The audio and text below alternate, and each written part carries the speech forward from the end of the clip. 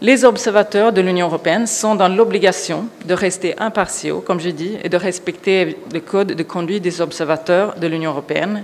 Et ils sont également tenus de respecter les lois du pays. La mission dispose à Dakar depuis 13 janvier d'une équipe cadre des experts composée de 10 analystes. On a des experts électoraux, juridiques, médias, etc., qui ont une présence permanente, quoique il a été réduit pendant une petite période durant la phase d'incertitude sur le calendrier électoral. Mais on a toujours maintenu une présence. Le jour du scrutin, nous disposions de 100 observateurs sur le terrain, issus de 27 États membres de l'Union européenne, ainsi que de la Norvège, de la Suisse et du Canada. Donc 28 observateurs de longue durée, 42 observateurs de courte durée, 5 observateurs membres du Parlement européen, mes collègues ici, ainsi que des diplomates de l'Union européenne et des États membres en poste à Dakar.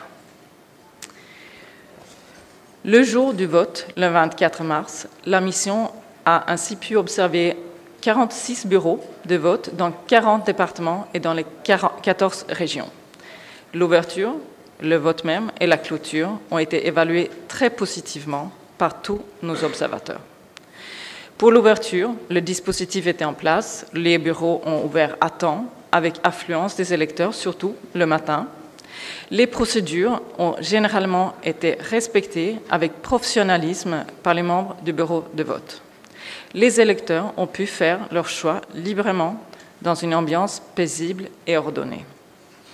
Des représentants des candidats ont été vus dans l'ensemble des bureaux de vote, notamment ceux des candidats Amadou Ba et Bassirou Diomaye Faye, qui ont été présents dans plus de 90% des bureaux de vote observés.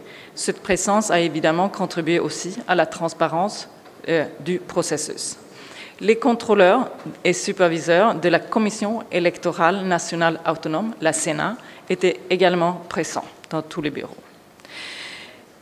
Quelques irrégularités ont été relevées durant la journée. Il s'agit notamment des électeurs qui n'ont pas pu voter dans le département de Keur-Massar, en conséquence du redécoupage administratif qui datait de 2021. Quelques rares cas d'achat de voix ont par ailleurs été observés, où des électeurs ont reçu de l'argent ou de la nourriture à proximité des lieux de vote. Cependant, selon notre mission, ces irrégularités ne sont pas de nature à remettre en cause la sincérité de l'ensemble du scrutin. Les procédures de dépouillement ont été effectuées correctement et de manière transparente dans les bureaux de vote observés et les travaux des commissions départementales de recensement des votes ont été bien organisés. La mission suit la compilation des résultats au niveau départemental et national et restera présente au Sénégal jusqu'à la publication des résultats définitifs. Concernant nos observations relatives à la période précédant le vote, l'intervention du Conseil constitutionnel et la convocation par la présidence du corps électoral au 24 mars ont permis de pacifier l'espace politique.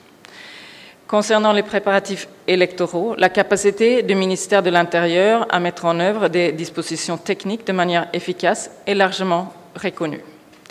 Cependant, des informations clés, notamment sur le fichier électoral ou la carte électorale, n'ont pas été partagées avec diverses parties prenantes et les citoyens, soulignant un besoin accru de transparence au processus électoral, ce qui peut toujours être renforcé pour la confiance dans un processus. La mission d'observation de l'Union européenne observe aussi certains éléments du processus électoral qui mériteraient d'être revus. Vous trouverez plus d'informations dans notre déclaration préliminaire, mais je veux les citer quelques-uns ici. Concernant le fichier électoral, un jeune sur deux âgé de 18 à 30 ans n'est pas inscrit sur ce fichier.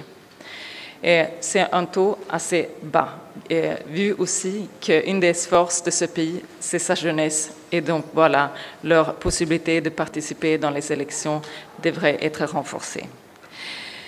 Par ailleurs, plus de 40% des cartes d'électeurs issues de la dernière révision des listes électorales n'ont pas pu être délivrées.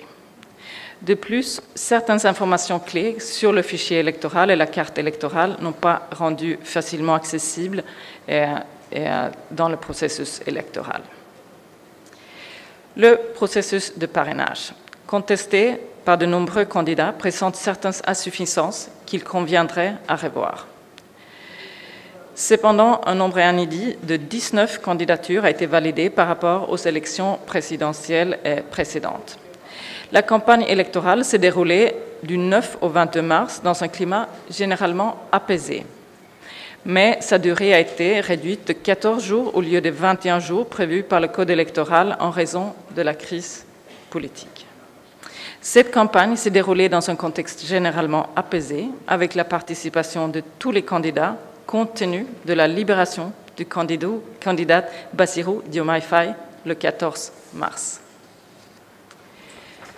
Le paysage médiatique est pluraliste et dynamique au Sénégal, mais l'exercice de la liberté d'expression et de la presse s'est sévèrement dégradé depuis 2021, avec de multiples cas d'arrestation de journalistes, plusieurs suspensions de signal de chaînes de télévision et des coupures temporaires d'Internet.